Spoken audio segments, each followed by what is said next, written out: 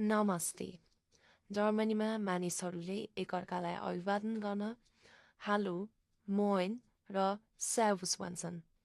हालो सबैभन्दा सामान्य अभिवादन हो।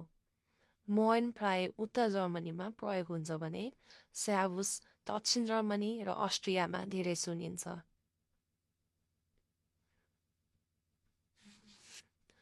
गुटन मोर्गनको अर्थ हो शुभ प्रभात। यो अभिवादन बिहान सामान्यतया 12 बजेसम्म प्रयोग गरिन्छ।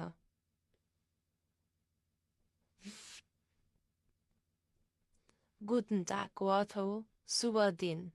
यो दिउँसोको समयमा प्रयोग गरिने औपचारिक अभिवादन हो।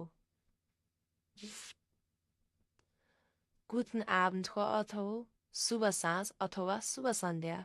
यो अभिवादन साँझपख र राति प्रयोग गरिन्छ।